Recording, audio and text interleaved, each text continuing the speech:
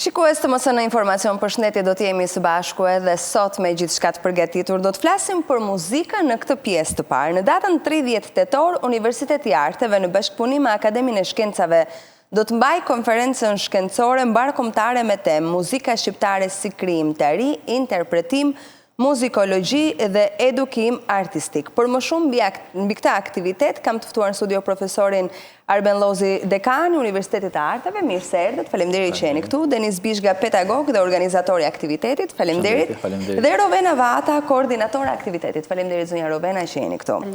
Profesor, dua ta nis me ju, si lindi ideja për mbajtjen e kësaj konference shkencore dhe cili është synimi i këtij aktiviteti? Them drejtën, dhe më thënë, ne kemi kohë që diskutojmë në për studio, me miq, edhe të ju, kemi diskutuar për probleme të muzikës, sidomos në fushën e interpretimit, ku edhe unë jam më i specializuar. Dhe hodha një ide të Komisioni i Artit pranë Akademisë së Shkencave, për të pasur një tryezë trumbullakët me gjithë problematikat e shumta që ka muzika serioze, sidomos në fushën e interpretimit, në punësimi, mënyra arsimimit, gjithë elementet e tjerë, shpërblimet, do të thonë, janë shumë elementë që mungojnë edhe që nuk janë aty ku duhet. Dhe u pëlqyer si ide momentalisht, pas një 2 javësh u ofru vetë në kryetari i Akademisë Vaso Toli, që është kryetar komisionit, tha, mendoj ta bëjmë konferencë. Po konferencë ku përfshihet sigurisht edhe muzikologjia edhe pjesët e arsimit muzikor, pra jo vetëm pjesa e interpretimit, që për mua ishte ai problemi më thelbësor. Dhe fakti është, duke parë edhe problematikat, u njoh dhe komisioni, se komisioni është përbërë nga njerëz, personalitetet ndryshme që vijnë nga fusha të tjera të artit. Po u prezantu problemi dhe me sa duket goditi dhe Akademia e Shkencave mori përsipërt një nismë shumë të rëndësishme, të madhe, pa ndonjë mbështetje tjetër përveç se Akademia e Shkencave dhe Fakulteti i Muzikës që u ofrua modestisht me mundësitë e veta për ta mbështetur konferencë, dhe besoj nesër është konferenca, me atë që kemi pa me abstraktet apo qoftë edhe referatet që kanë pritur, cilat sigurisht do botohen të gjitha, kanë dalë shumë më tepër probleme se kisha menduar dhe unë vetë, se kisha menduar përpara dhe tha shumë mirë që është bë konferencë, sepse si tryezë rumbullakët do të mbetesh ndoshta aty, është bërë një tryezë para një 12 vjetësh. Kjo është konferenca parë mbas dekadash, do të them për muzikën.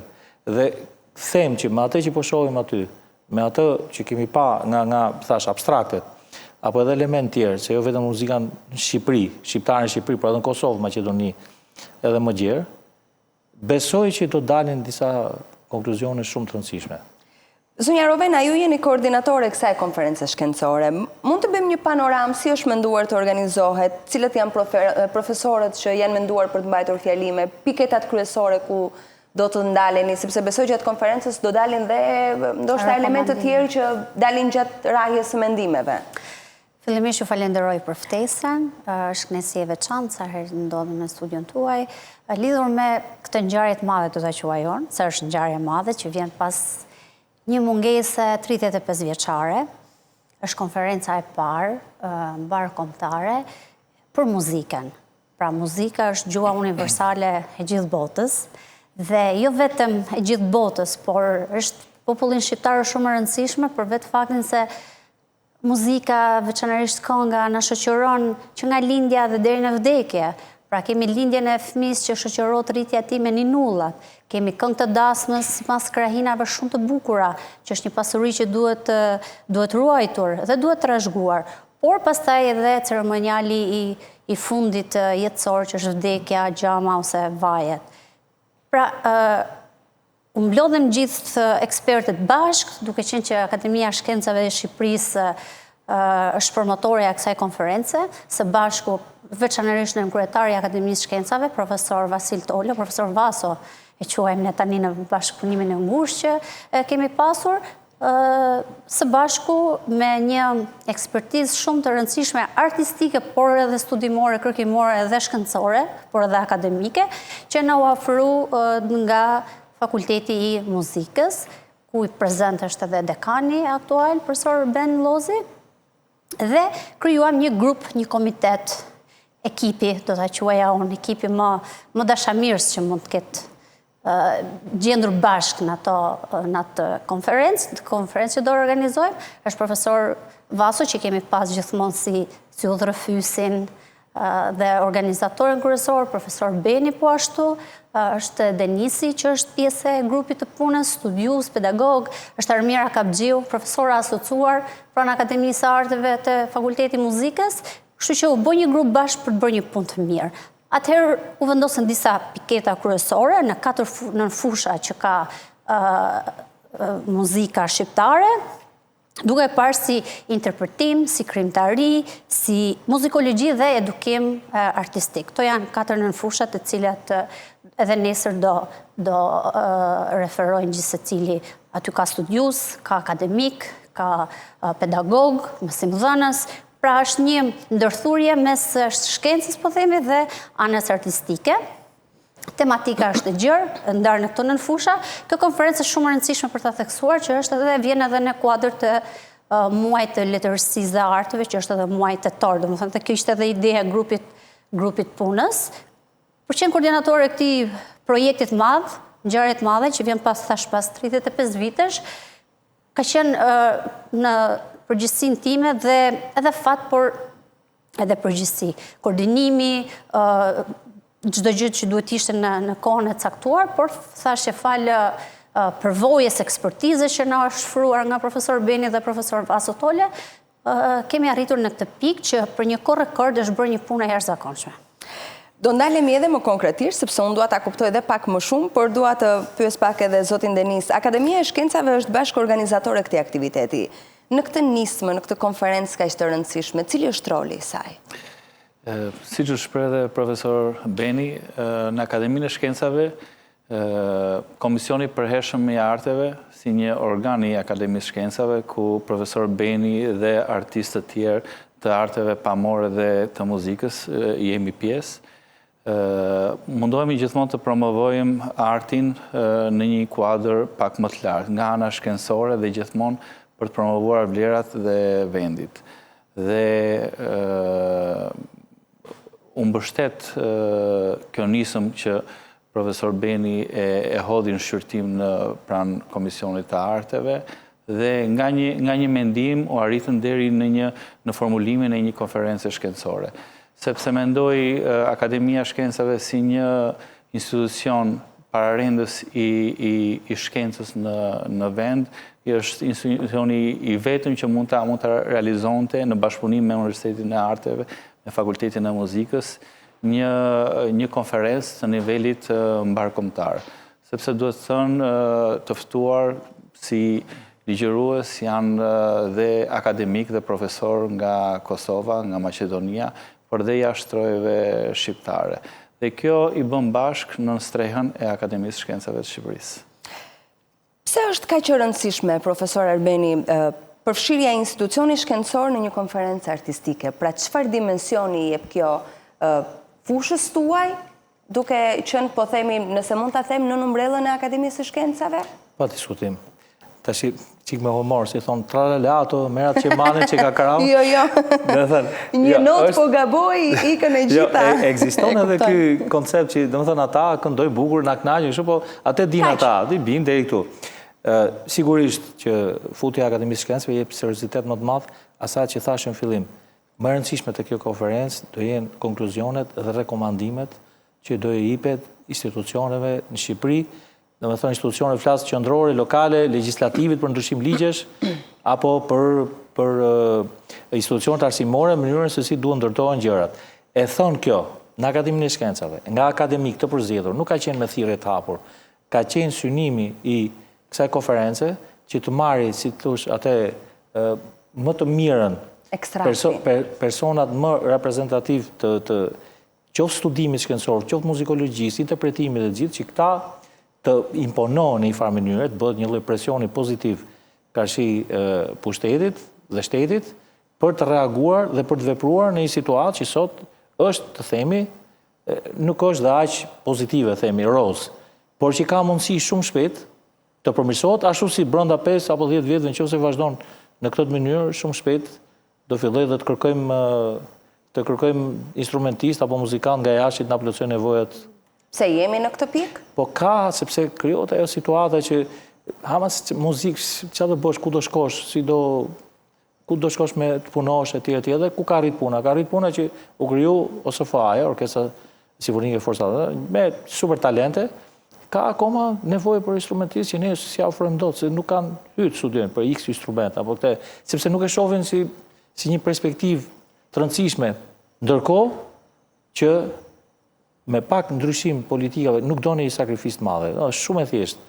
Pak, unë i pata thonë ministrës atëherë lasimit, ne po na çojmë koma, një serum na duhet edhe ngremi në koma dhe fillojmë punojmë. Dhe ky serum është ai për cilën një nga elementet që mund të ofrojë kjo konferencë me ato personalitete që janë aty, që e njohin problematikën, që ne shohim edhe të abstraktet që në një farë mënyrë kanë hedhur për diskutim këto gjëra, dhe ajo që është më e rëndësishme thash janë rekomandimet që këto personalitete, pra kjo konferencë me Akademinë e Shkencave në Ballë, me Fakultetin e Muzikës, ku janë edhe njerëzit, po themi, me niveli më të lartë, krahasuar me Akademinë e Shkencave, brenda Akademisë së Shkencave apo krahas. Dhe ku studiohet, ku interpretohet, pa edhe studiohet edhe studime shkencore, pra ka dhe kërkim. Dhe kështu që ne jemi fut kësaj pune, duke e pa si një problem që ne lidhemi me shkollat para universitare dhe me tregun. Jemi midis tyre dhe ne shohim situatën edhe te tregu, edhe te prurjet. Cilat janë degët që, nëse mund të përdor termin, po lëngojnë për student, ose që rrezikojnë të mbyllen? Do të thonë, shifë se është interesant. Kur kam hyrë në shkollë në 85-ën, me 4 milion banor, 70 veta kemi qenë kursi. Sot, këtë vit... Pas 20 vitesh? 70 veta kanë hyrë prapë me 2 milion banor. Problemi është që ne kemi në disa prej programe studimit, ka prurje të mira kështu. Janë 2-3 programe studimit, kryesisht e fryma, të cilët lëngojnë... Veklat frymore, pra po themi klarineta, saksofoni, flauti... Jo, po themi trompa, po themi tromboni, dhe që po vuajnë edhe orkestrat për t'i marrë për të plotësu.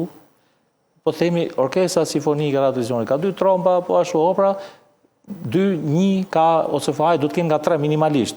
Ne si kemi këto trompistë, që t'ja ofrojmë. Sepse nuk ka interes. Po problemi më i madh është, dhe janë rrogat mira, po problemi i madh është që duke mos prodhu neve, kanë dalë pension në Tiranë, kanë dalë në Elbasan, mbyllë dega, që do të qojmë? Ai që do të shkojë, që do të dali tani, është një vajzë e ka fillu punë tashmë, është studente, po është në punë. Po ajo me siguri do të aledha atë të ikin në opera që ka pagesat mjera atje, kujt interesot futet në arsim, që të përgatisi, po themi, trompist të ri. Ky është ai shqetësimi. Këto janë politikat që duhet të hartohen nga shteti. Po me ca incentive të vegjël, me mënyrën se si, po themi, unë kam një ide për atë ligjin francez, intermittence 2 spektakle, që ti nuk i punsum në orkestrën radios, të opera e tjera, ti të thrasin ato, ti bën X shërbime aty, që shërbime që ato, pra kaq prova. Paguash me honorare? Pra, në kohën që nuk punon, shtetit pagun. E kuptoj. Të mban, do të thonë që ti gjatë vitit, ti mos kesh pasiguri financiare tjera dhe ti investosh. Ky investim pastaj çon krijimin e kuarteteve, triove që në Shqipëri ekzistojnë, gjithë botën jetohet me këtë. Ktu ekzistojnë sepse s'është kjo mundësi, kjo ofertë. Irlanda kishte bërë një listë tash sfundi apo jo Denis, që mbështet artistët në këtë formë. Pra ti nuk mund të shohim vetëm a ka vend opera, a ka vend radio. Ne kemi nevojë për aktivitete. Ne kemi nevojë, oferta është shumë e dobët dhe kërkesa është shumë e madhe. Ka dhe infrastruktura problem, pastaj janë historia të tjera. Po. Për të vijuar gjithë rëzimen që bëri profesor Beni, si nismë që ishte pyetja juaj në fillim, domethënë ku synon kjo konferencë për ta përmbledhur.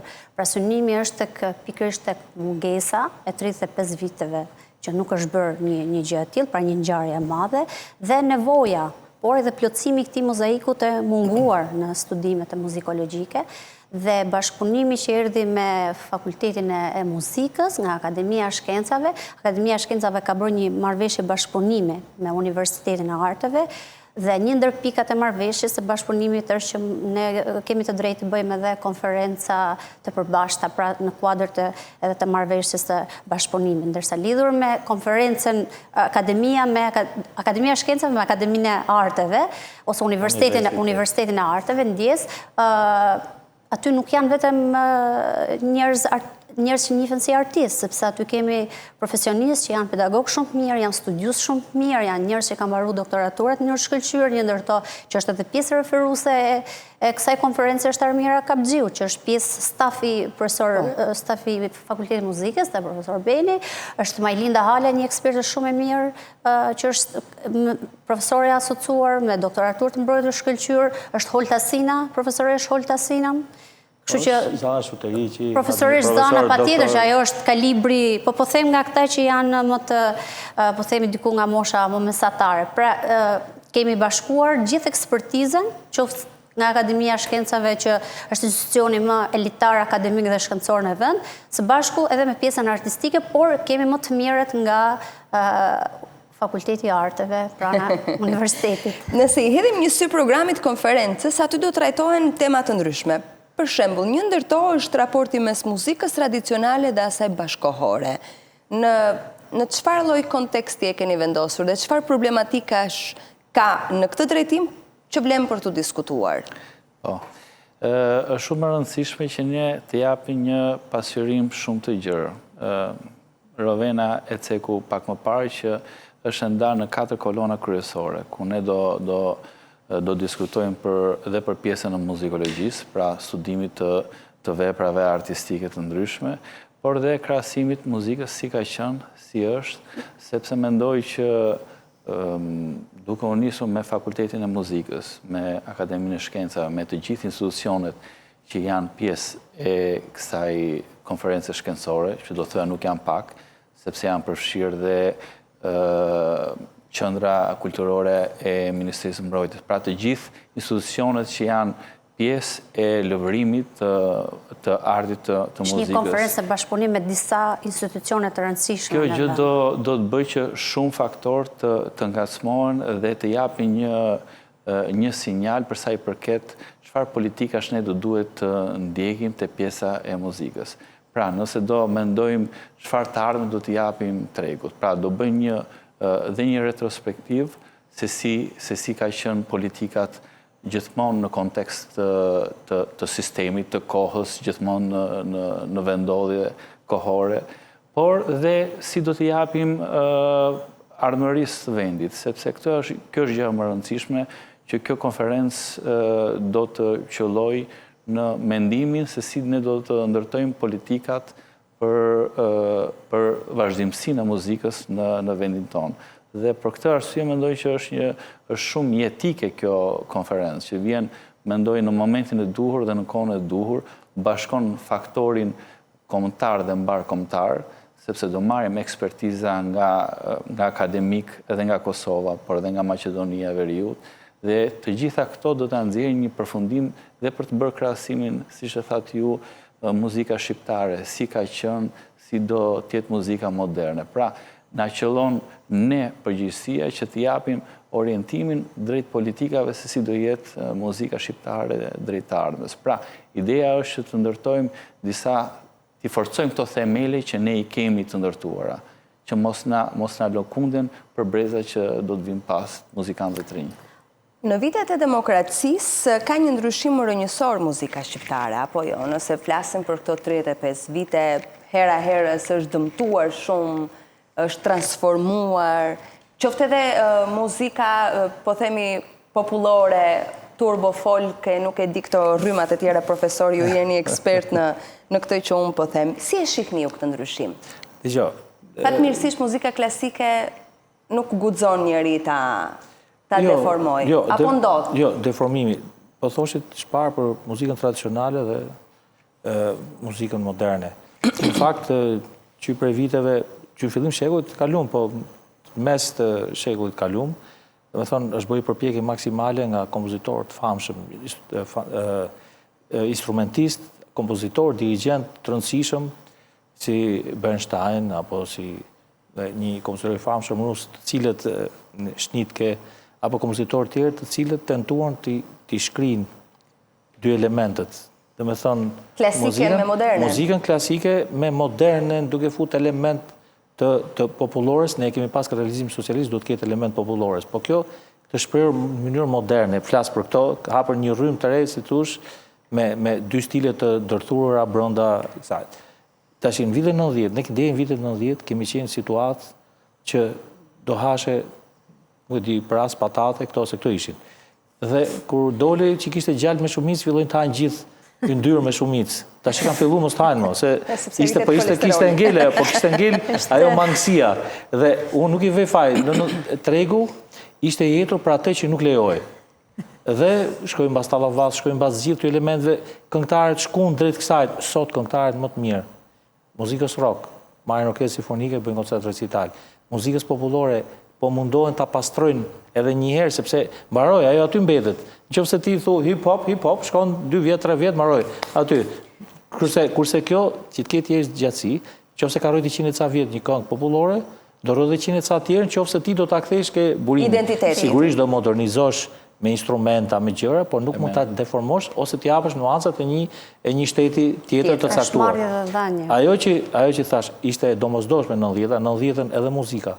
U kalu te muzika moderne gati në mënyrë spontane edhe diletanteske, pothuajse. Sepse nuk e dinim, po hajt shkruajmë një gjë që mos tingëlloj ashtu si në realistë socialist moderne. Tash janë koncepte tjera pa diskutim. Do thonë janë shumë përpara kompozitorët tanë. Fillimi ishte i vështirë. Duhet bërë, nuk e ç'bën. Do thonë do ta kalosh këtë fazë, një fazë për të kaluar. Tani ne nuk u morëm masa përpara që të bësh një konferencë, të jepësh një drejtim kësaj pune. Ish lënë tregut. Tregu kur vjen puna te muzika klasike është shumë i vështirë për të kapërcy në asnjë vend botës që kanë traditë. Prandaj edhe gjithë vendet më të rëndësishme europiane që e kanë traditë gjatë vazhdojnë investojnë. Ato s'kan nevojë se e kanë shpirt, po ato prap investojnë. Shteti jon ka nevojë, e dini që në shteti më i dobët në Europë ka një nxënës muzike për 140 banorë. Ne kemi 1 me 1560.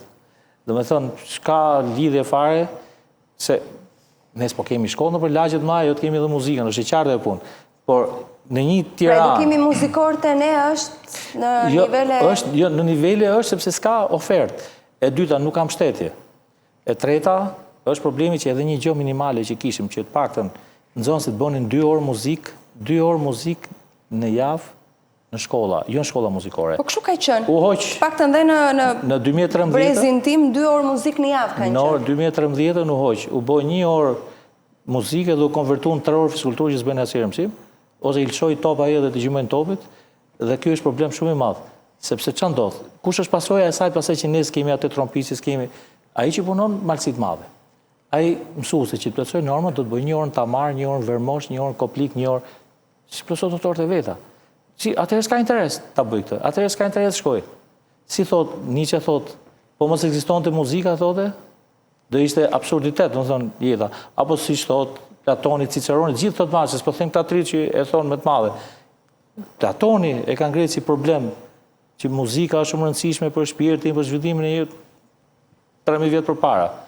Imagjino sot që është shumë e rëndësishme kur edhe njerëz shumë të rëndësishëm sot thonë duhet studiojnë arte, fëmijët kanë ngel mas celularit. Aty celular shohin dhe historinë edhe matematikën. Kurse arti është ajo që e lidh shpirtërisht edhe me tjetrin. Dhe një pyetje për ju kam, profesor, se dua të shkoj pak te Rovena. Aktualisht në Tiranë me këtë numër popullsie sa kemi, flas për Tiranë, nuk e qenë se është përqendrimi i madh i qytetarëve. Po le të themi Tiranë, si shumë. Për kryeqytetin. Sa shkolla përveç liceut artistik që është shkolla Mirfield muzikore? 2 shkolla. Janë dhe 2 shkolla tjera, shkolla Servete Maçi, në mos gaboj. Dhe Dëshmorët e Lirisë. Dhe Dëshmorët e Lirisë. Kur ishin 250.000 banorë, ka qenë 5 shkolla. Ka qenë 23 nëndori, 7 nëndori në kombinatit. Çfarë diferencë kanë nga liceu këto 2 nëntëvjeçare? To vetëm që problemi është se nuk janë shkolla artistike, po themi ka brenda në klasë, janë 2 violinistë, 1 pianist, 17 veta që nuk bëjnë asnjë lloj instrumenti. Pra, domethënë është një shkartisje e cila nuk lejon, po themi që të fokusohesh aq shumë përballë dhe këta që studiojnë muzikë, këto shkolla sakrifikojnë më shumë. Sepse përveç se bëjnë mësimet si gjithë të tjerët, bëjnë edhe instrument, bëjnë solfezh, duhet studiojnë më shumë edhe instrumentin e gjitha, privohen nga lojrat, nga gjërat, domethënë kjo të çon drejt një lloj sakrifice edhe për prindin që duhet blej instrumentin. Sigurisht. Po duhet blej një instrument, është investim, pa instrumenti duhet mirëmbahet. Rregullisht, një herë 6 muaj, një herë në vit, do investime të tjera. E ka zgjidh Italia i dha blerë për blerë instrumentet, disa shtete dhanë fonde për blerë, dhanë shteti. Ofrojnë ka programe të shumta gjithë Europën, kam shembuj pafund, të cilët shteti investon që të studiojnë muzikë. Dhe falas, këtu shqiptarët duan studiojnë muzikë. Dhe po them që janë 30 kurse, shkolla si kurse, kështu që shkojnë paguajnë edhe bëjnë, a e bëjnë mirë, a bëjnë keq, si kontrollo njeri. E kuptoj. Por ti në qofë se këtë ofertë me 800.000 banor, po themi, me 250 kishe 5, me 800.000, po të pak të në ketë 10, nuk ka pas shpirinie, ka pas shpia pioneri, që studioshin instrumenta, palat pioneri, përveç shkollave, se ju përmendët shkollat, po sa shpi pioneri, po sa shpirinie, ishin Tiranë 4 shpirinie, ishin 10 shpi pioneri, ishin palat pionerve, ti studioje një instrument fryme, ishe shumë rëndësishme, shkoshe e palat pionerve, studioje instrument fryme 10 vjeç, 13, 14 ishin lice për instrument fryme.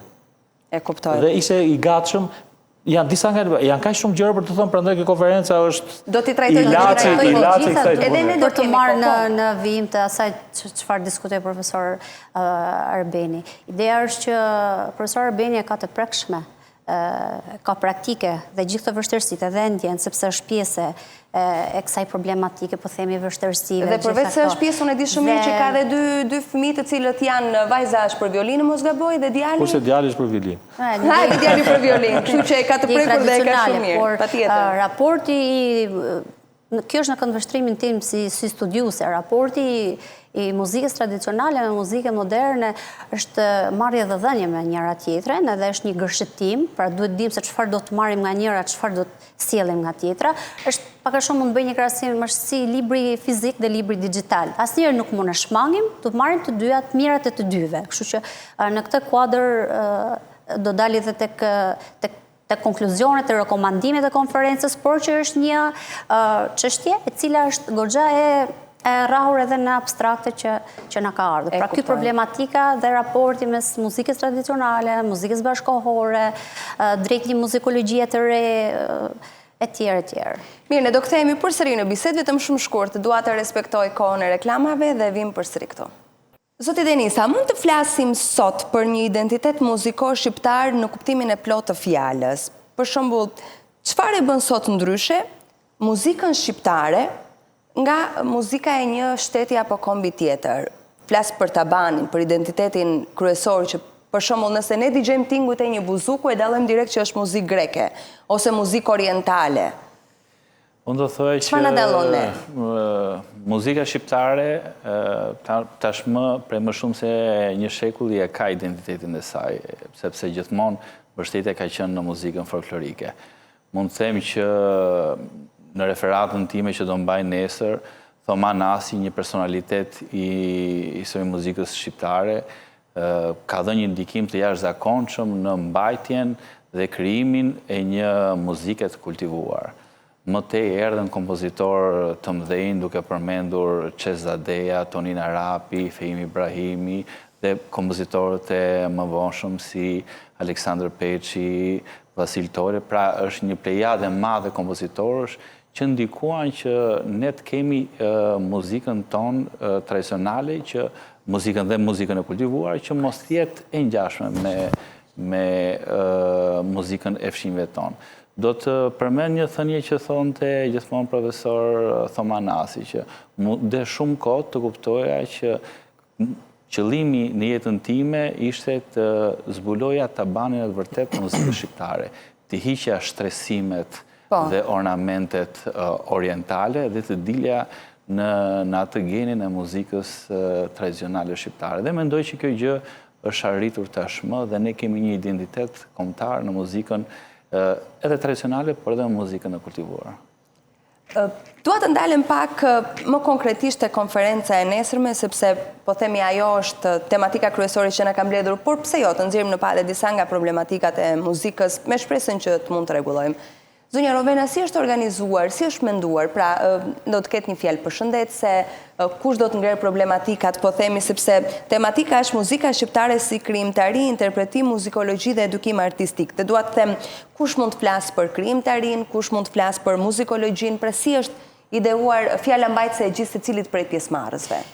Nesër do fillohet, konferenca do fillojë normalisht është një seancë përshëndetje.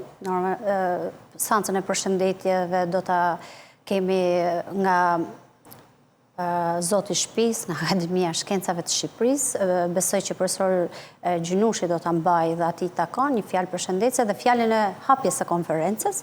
Pastaj do kemi një fjalë përshëndetje edhe nga Akademia e Shkencave dhe Arteve e Kosovës. Një fjalë përshëndetje është patjetër se i takon sepse jemi në bashkëpunim dhe Fakultetit të Muzikës pranë Universitetit të Arteve që do e mbaj profesor Arbeni. Profesor Arbeni do bëjë një peshë jashtëzakonshme nesër sepse do jetë edhe fjala përshëndetje, do jetë edhe referues si studius, por do jetë edhe pjesë e koncertit shumë të rëndësishëm. Po për atë pjesë koncertit profesor Do të ketë një koncert? Po, do të ketë një koncert. Do ta zbulojmë. Fjalë përshëndetje nga institucionet që janë arsimore, kulturore, mediatike, radio televizionin shqiptar, Teatri i Operës dhe Baletit, Ministria e Arsimit dhe Sportit. Ka përfaqësues nga Ministria e Arsimit sa do pyesja, sepse besoj ka, po themi në thonjza direktiva dhe për ata apo jo. Patjetër janë të deleguara për secilin. Shpresojmë se nga që kanë ndryshuar ministri kështu ne kemi bërë ftesat përpara, po besoj që patjetër do të duhet të ketë përfaqësues. Është Ministria e Mbrojtjes, Ministria e Kulturës, Radio Televizionin Shqiptar, pra kemi mbulim edhe mediatik, Teatrin e Operës dhe Baletit e përmenda pak më lartë. Dhe pas mbylljes së kësaj, po themi seancës që është shumë e rëndësishme, për bashkëpunimin, për hapjen e këtij eventi kësaj ngjarje, kaq të rëndësishme për vendin tonë, por në veçanti për studiuesit e Akademisë Shkencave dhe posaçërisht për Fakultetin e Muzikës, aty ku ne gjithë marrim frymëzimin në fund të ditës.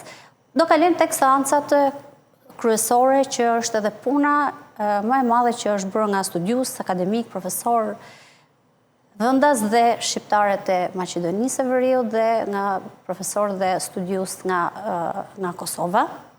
Janë dy seanca, seanca e krimtarisë dhe muzikologjisë shqiptare dhe seanca e interpretimit dhe edukimit muzikor. Thash janë të ftuar ekspertët më të mirë, pra nuk shmajt me hatër, nuk ishte një ftesë e hapur që kushdo mund të vi dhe mund të marrë pjesë, por ishte e mirë menduar që secili për kontributin e vet të jap më të mirën, duke filluar pastaj tek secili për referatin, që ne i kemi parë pak a shumë edhe abstraktet, libri abstrakte, kemi parë edhe metodologjinë që kanë përdorur, problematika që kanë rrahur, qasin në mënyrën se si janë qasur problemet. Pra ka disa problematika, për përveç kësaj, po themi, zhurmës së madhe të konferencës, ka edhe disa përmirë, ka edhe këto problematikat pastaj që do adresohen sipas institucionit përkatës. Përfundimet, pra arritja e konkluzioneve, rekomandime që janë shumë të rëndësishme dhe pastaj çështja mbitor do jetë edhe koncerti që për pjesën e koncertit profesori ka punuar shumë fort bashkë me Silvana Skënderin, me Armira Kapxhiun dhe pjesë të tjerë të stafit që i ka pjesën e stafit. Si është ideuar koncerti, profesor? Çfarë do të ketë? Ne kemi punuar fort se na vun ca kufi. Të tipit? Të tipit. Ne do vim, po të ketë dhe muzikë. Jo, ky kompozitor, ai kompozitor, ky kompozitor dhe në varësi të tyre kompozitorëve. Shqiptar? Shqiptar, gjithnjë. U mundum të identifikojmë njerëzit që mund të luajnë këta kompozitorë që e kanë pak a shumë në dorë ose kanë luajtur së fundmi një nga këto kompozitorë, pra sepse po të kisha për të përzgjedhur, unë kisha përzgjedhur të gjithë pedagogët e Fakultetit të Muzikës, që ja vlen të gjithë, ke dëshirë të ligjosh, kënaqesh. Do ketë vetëm interpretime instrumentale apo do të ketë edhe këngëtar? Manjola Albani, do thënë Ereona Gjyseli. Pra ka këngëtar, ka instrument fryme, ka harp, ka piano, pra janë gjithë elementet brenda. Tashi ka gjë. Edhe kur bëjnë konferencë të inxhinierët e shumë na thrasin ne do na bërin në gjon në fund. Vërtet? Po, tashi kur e bëjmë vetë, tashi po se bën ne. Shtëpia duhet të ofrojë një koncert. Po, do ta bëjmë ne shumë dimensional. I vetmi gjë është që un po them ndjej një lloj keqardhje që si angazhoj dot të gjithë pedagogët, duke nisë edhe nga ky lloj kufizimi, sepse ka një kufizim edhe në kohën. Pedagogët e Fakultetit të Muzikës mund marrin 10 orë muzikë rahat fare dhe të kënaqesh gjithkohës. Por kjo është nisur edhe duke përzgjedhur disa kompozitorë, mbas tyre kompozitorë u ofruan edhe instrumentistët që i kanë në përdur këto pjesë, edhe që mund t'i nxjerrin pa një impenjim të jashtëzakonshëm, por e kanë bërë në koncertet së fundmi. Kjo është ajo që ofron te koncerti. Unë kisha dëshirë të them diçka për muzikën tradicionale, se duhet nda muzika rurale dhe ajo qytetare. Kur themi rurale, çfarë duhet të kuptojmë? Fshatrave të zonave, jo të qytetit. Krahinat? Jo, pra jashtë qytetit. Jashtë qytetit. Se muzika qytetare është ndryshe. Për shembull, si mund ta ndajmë në zonën e Tiranës? Po zona Tiranës. Që ta kuptojmë të jetë më e prekshme. Ja po ta them ty, zona Tiranës. Muzikë qytetare, cila? Muzika qytetare janë gjithë ato këngë popullore të Tiranës që dëgjoni. Po dëgjoni zonën rurale, ju do dëgjoni valle, do të ikit rrugë me lodër, me pipës, edhe do thush prit ka kush zonë vje kjo, se s'të mbushet mendje që mund të jetë nga zona Tiranës. Ndryshon pak dhe formacioni instrumentistëve. Kjo është edhe pa diskutim që është pa diskutim. Këndohet edhe solo, edhe pa shoqërim instrumental, ka me lodër, me pipza, do të thonë, kurse në qytet është ajo pjesa më e zbutur, me dajre, jo lodër, me laud, me violin. Pastaj ka hyrë fizharmonika, klarineta, se tradicionale ka qenë dajre, laud, violin. Pastaj është fut më vonë klarineta, ke pjesa sazeve, është fut fizharmonika, që është bë pjesë e muzikës qytetare. Por ka një gjë që është interesant, se këtu është diferenca. Ne kemi bërë dëm vetes. Pse? Po, shoku e Enver, për shumë të thote, muzika qytetare janë muzikë turke, janë muzikë, nuk ka asnjë lidhje. Tash po ta garantojnë ty. Muzika Tiranës, që është më anat e mumja. Ritmet e këngëve, ti nuk i gje as mi vend, as Turqi, as Maqedoni, në Greqi si gje. Po, sigurisht Serbi jo, as Rumani. Po mund të jenë 10 këngë që kur ja vej xhazistëve të shuar, thotë, është prish disku, apo si nuk arrin të kapin ritmet e këngës. Dhe po të shofësh kënga qytetare e Tiranës, me që kapën Tiranën, më thuj këngë qytetare maqedonse që ngjan me këtë. Më thuj një këngë greke që ngjan me këtë. Më thuj një këngë serbe, se dihen ato serbët, që ngjan me këtë. Pra, ti gjithë qinjet, ne kemi ndryshim. Shpërim pastaj se aty u fokusu gjithë te polifonia, jugut, e tjera, që ka dhe element shumë original që nuk gjënden shumë rreth e qark. Ka polifoni Maqedonia, po është komplet ndryshe nga kjo që ka... Mendova se ishte vetëm iso polifonia, vetëm te... Polifoni ka dhe në Kim, po them të shi... Po them që... Identiteti tonë. Identiteti që kemi një matloj pentaton, të shi në pentaton. Pentatonin e kanë kines tradicional. Gjithë jetën, 1 miliard e gjysmë kines. Të shi, po kemi ato element ndërthurje në zërave, si që janë të ne, që nuk janë e njëta gjë me ato që ndodhë atje ornamentet që tha... Autentike të vendit. Denisi, por është shumë rëndësishme pikërisht ajo që tha. Është kristalizu, pastaj duke pa këtë, si thosh, hap pas hapi filloi dolën këngët e qytetarëve vlonjate. Se Vlora ishte me iso. Dolën ato këngët Biqerpik, Syrit tënde e tjera, vitet 40, 30, 40, fillon zhvillu muzika qytetare në Durrës, edhe Kavaja. Do të thënë, fillon qytete të ndryshme të zhvillojnë këtë model. Përveç Korçës, që Korça duke pas atë ndikimin e francez, se ka qenë dhe Republika Autonome. Përsa ko, futi një modelit pak më ndryshe, jo ke kjo pjesa që i pëlqen me ato sekondat e zmadhura që janë muzika bizantine në përgjithësi, që edhe muzika kishtare, lunë me sekondat e zmadhura. Po dëgjosh korre, thuti, Arab janë këto, apo jo, fare, janë bizantine. Është muzikë bizantine. Pra ndaj them që muzika jonë qytetare është shumë e dallueshme, vëri këngët, dhe ty do shohësh që s'kan lidhje fare. Është përçesi, është përvoja jetësore që na ka çuar në këtë identitet që përmendni më parë studiuesi Pishra, dhe mbi të gjitha pra tregon që ne nuk kena imituar dhe mbi të gjitha nuk kemi huazuar nga të tjerë, pra jemi autentik, si në gjuhë, si në muzikë, si në kulturë, si në zakone, dhe jena burimor, pra jena original, nuk... Dua ta pyes pak zotin Bishga, si e shikoni të ardhmen e kompozitorëve në vend e përmendi pak profesori, po në kuadrin e instrumentistëve, sidomos instrumentistët e frymës, apo edhe të interpretuesve shqiptar në një treg që sa vjen dhe bëhet shumë global? Dhe sa të lehtë kanë kompozitorët shqiptar për të deportuar në tregun evropian ose edhe më gjerë? Unë do të thoja dhe nga eksperienca e vendeve të huaja që janë disa disiplina, pra disa dek që janë edhe në fakultetin e muzikës, që janë të domosdoshme që të ketë një mbështetje shumë të madhe dhe nga instancat e qeverisjes qendrore, sepse siç janë kompozitorët, në këtë rast duhet një mbështetje jashtëzakonshme për të mbajtur gjallë pishtarin e muzikës shqiptare.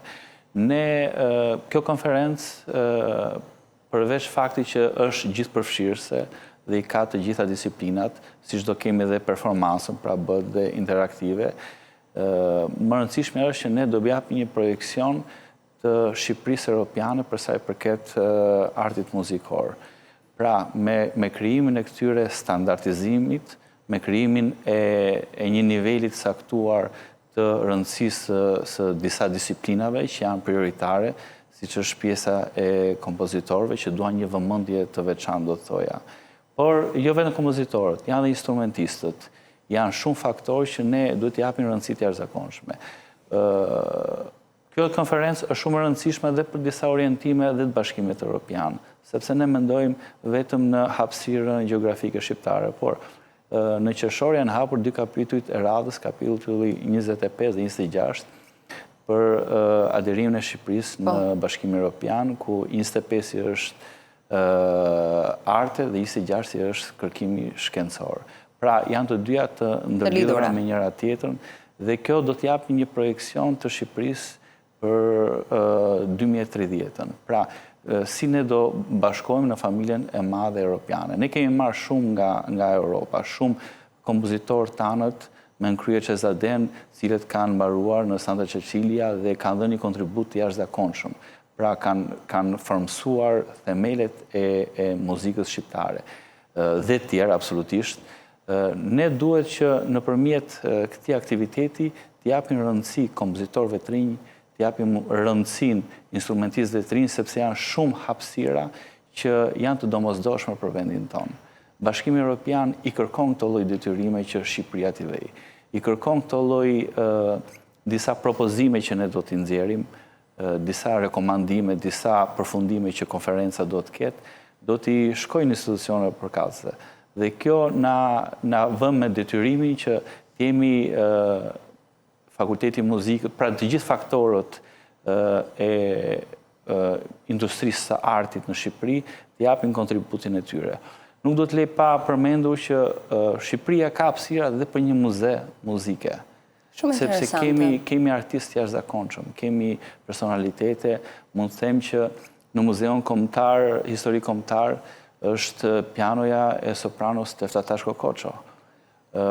Kemi instrumentistë të tjerë, si që është klarineta usta Lever Bariut. Pra, disa personalitete që ne mund t'i kryojmë dhe mund t'kryojmë. Ca po e ca jo, po janë sporadike, nuk janë të organizuara. Që nëse do t'kishte një muze, si do t'i bishka, do ishte shumë mirë. Në një format institucional, këto gjëra do t'na bëjnë që dhe ballafaqimi me kulturën europiane, sepse në çdo vend kryeqytet europian ka një muze muzike, ka një muze instrumentash, ne kemi shumë instrumenta autokton, shumë instrumenta të jashtëzakonshëm, që do t'ishte një vlerë e madhe dhe si një ballafaqim me kulturën europiane. E kuptoj. Profesor, dua t'ju pyes pak për muzikën e filmit shqiptarit, cili është shumë i rëndësishëm dhe ata të cilët janë të apasionuar pas filmave, një nga elementet kryesor që ju mbetet ndërmend dhe e lidhin shpeshherë dhe me filmat caktuar është kolona zanore, ajo që njihet ose muzika e filmit. A ka një prirje për të risjell muzika e filmave shqiptar të prodhuar gjatë viteve, se tani ndoshta është pak më e rrallë prodhimtaria, jo se nuk ka, pa diskutim që ka shumë, dhe si shpjegojë suksesi asaj muzike, sa ndërvepronte aty, po themi, motivi shqiptar, para 90-s? Love Story më kujtohet mu për shkak. Edhe të gjithë atë se lidhet, ka një lidhje me disa melodia e Love Story, e din gjithë. Po. Tashi, pse? Se është e lidhur me filmin. Dhe kur lidhet një ngjarje me muzikën, po mund të lidhur një film tjetër për shembull që është shumë i bukur, e kënduar nga Ermira Babaliu dhe Ardi Xhebrea dikur. Jo, flas muzikë e filmit shqiptar. Pra në gjithë botën, që bëhet lidhja. Në gjithë botën, kur lidh zërin me figurën, është shumë e thjeshtë, një gjë që edhe e shef, jo vetëm e dëgjon. Dhe ajo lidh ngjarjen me muzikën. Po ka pas një gjë që kompozitorët tanë ishin më të lirë të muzika filmit, më të lirë nga ato vargujt e realizmit socialist. Pse? Po do kishte edhe një personazh negativ aty. Edhe ato e shfrytëzonin për të futur element muzikës më moderne, e përdornin, ose kur ishte një film aksioni, Rrugicat që kërkonin diell. Ka një solo aty Xheku që ka qenë i radios me bateri, kur ato bëjnë atentate dhe kështu, s'ke shans të dukte bateria në festival këngës, jo ti ishte të dëgjosh ajo pa pushim. Pra, domethënë, ka element që ti ve një lloj muzike të lehtë, ose edhe ndoshta afër popullores me shoqëri me kitar bas, me kitar elektrike, me organo, pra ishin element modern edhe në shprehjen e instrumentave. Përveç në shprehjen e kompozitorëve, të cilët thash ishin më të lirë në krahasim me veprën që do të nxirrte romancën, apo simfoninë, apo operan, do të kishte ca rregulla shumë të forta, strikte, që ti s'di që do të nga ato, dhe pastaj muzika ndrydhesh. Kjo është pjesa e muzikës, dhe tani risillet ajo, sepse brezi i atyre që kanë ndjek këto filma, dhe nuk janë brez akoma i vjetri fare, po janë një brez midis moshës 45-50 e sipër, e shijojnë këtë sepse mund të lidhë dhe me një ngjarje që atë që është në çdo stin ka njoft gru ndoshta në atë moment. Edhe ajo muzika i është bërë në vesh sepse i ka hyrë më shumë se sa një këngë festivalin e 75-s që ishte me çifteli. Muzika e lehtë, festivali i muzikës lehtë ishte me çifteli, me fylla, me gjëra. Dhe më thëmë pse se ishte ajo Plenumi 4, ndodhi festivali 11 dhe pastaj fillon një 2-3 vjet ke orkestra, kishte çifteli, kishte lodra, kishte dajre, do të thënë ishte ai deformimi që ti ndjes ti duke si flat tjetër, si një gjë e ndryshme. Dhe kjo është ajo që krijon atë ndjeshmërinë. Janë shumë element bashk që bashkojnë. Po them dhe një gjë tjetër. Sot në botë është hap një program i studimi, ka 10 vjet, ka 30-40 vjet që mendohet, që ka filluar të mendohet që është muzikoterapia. Studiohet në universitete, është ilaç për shumë njerëz që s'kan asnjë lloj ilaçi tjetër. Terapia përmes muzikës. Muzikoterapia e ke në Amerikë, e ke në Itali, në Francë, Gjermani, etj. Unë do mundohem ta hap edhe këtu. Sigurisht që duhet një bashkëpunim i Fakultetit Muzikës me një spital, domethënë, sepse janë të dyja shumë të rëndësishme të lidhura. Ishte psikologjia muzikës.